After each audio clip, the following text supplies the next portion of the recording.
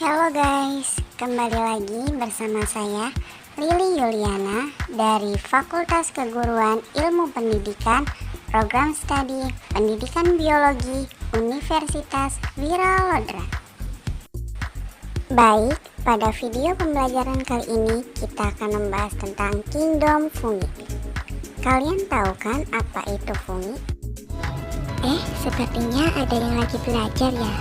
Wih, sambil belajar ditemani dengan roti dan minuman coklat. Nikmatnya.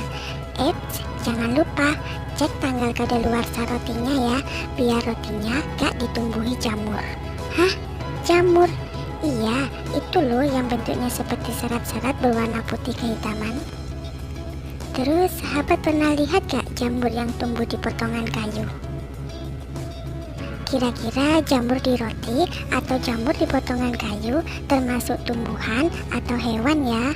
Atau mereka punya kingdom tersendiri? Nah, biar tidak penasaran, yuk kenalan dengan fungi. Fungi atau jamur merupakan organisme eukariotik yang memiliki dinding sel, namun tidak mempunyai klorofil.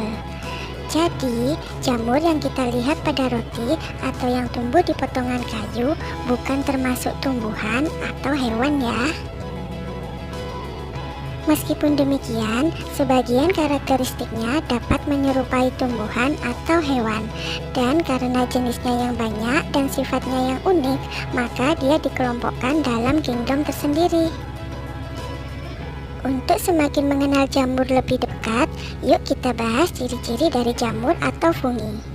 Jamur mempunyai bentuk yang beragam, ada yang berbentuk oval, berupa benang, atau memiliki tubuh buah yang berbentuk payung, mangkuk, dan lainnya. Jamur ada yang tersusun atas satu sel atau uniseluler, dan ada yang memiliki banyak sel atau multiseluler. Jamur uniseluler berukuran mikroskopis, sangat kecil sehingga untuk melihatnya harus menggunakan mikroskop.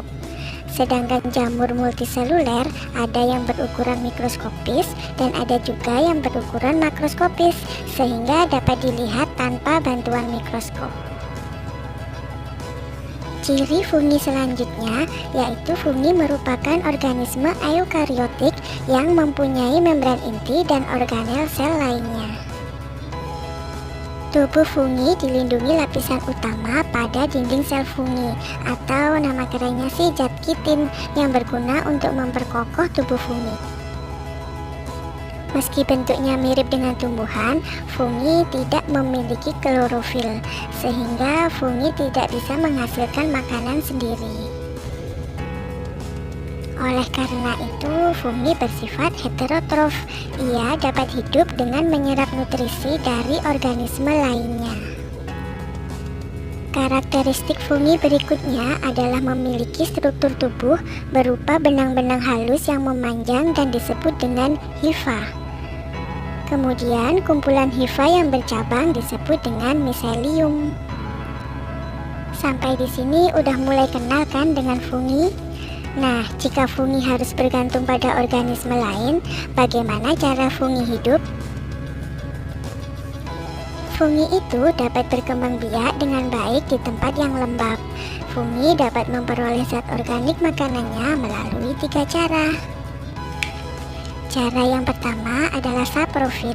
Fungi memperoleh zat organik dari makhluk hidup yang telah mati atau bahan seperti pada roti. Fungi dengan sifat ini berperan sebagai dekomposer dalam ekosistem. Cara berikutnya adalah parasit.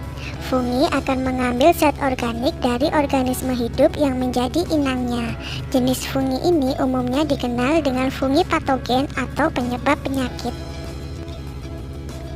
Yang terakhir, secara mutual, fungi mengambil makanan dari organisme hidup tetapi saling menguntungkan, seperti pada fungi yang bersimbiosis dengan ganggang biru membentuk lichens atau lumut kerat. Cara hidup fungi disesuaikan dengan struktur tubuh yang dimiliki fungi. Secara umum, struktur tubuh fungi terdiri dari tudung atau kap fungi. Kemudian ada lamela yang jika dipotong kecil, di dalamnya terdapat hifa inti sel, dan septa. Kemudian pada tangkai jamur ada yang namanya cincin, stipe atau tangkai buah, dan kumpulan cabang hifa atau miselium pada bagian bawah jamur. Selanjutnya, bagaimana cara fungi memperbanyak diri? Sebagai makhluk hidup uniseluler dan multiseluler, fungi memiliki dua cara reproduksi. Yang pertama dengan cara generatif atau kawin, berkembangbiakan secara generatif dengan melakukan perkawinan melalui miselium. Cara yang kedua secara vegetatif, fungi akan menghasilkan spora yang dibentuk oleh tubuh buah. Fungi dibagi menjadi 6 filum, yaitu Chytridiomycota, Zygomycotina, Glomeromycota, Ascomycotina, Basidiomycotina, dan Deuteromycotina.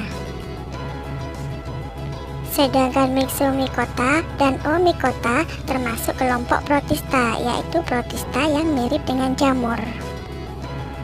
Contoh Chytridiomycota adalah Batrachosytrium dendrobatidis, yaitu penyebab penyakit pada katak dan amfibi lainnya.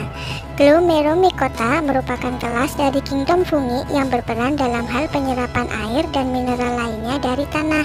Contohnya Gigaspora margarita dalam hubungannya dengan Lotus corniculatus. Zygomycotina contohnya adalah jamur pada roti atau Rhizopus stolonifer, yaitu bagian putih kehitam. Kalau Ascomycotina contohnya jamur yang ada pada oncom, yaitu Neospora crassa yang warnanya orange. Contoh dari Basidiomycotina adalah jamur merang atau Volariella volvaceae. Kemudian ada Amanita muscaria yang menyebabkan halusinasi jika dimakan. Dan Deuteromycotina contohnya adalah jamur purba. Gimana? Teman-teman sudah kenal lebih dekat kan dengan jamur? Ternyata jamur banyak jenisnya ya. Oke, sekian video pembelajaran kali ini. Bye-bye.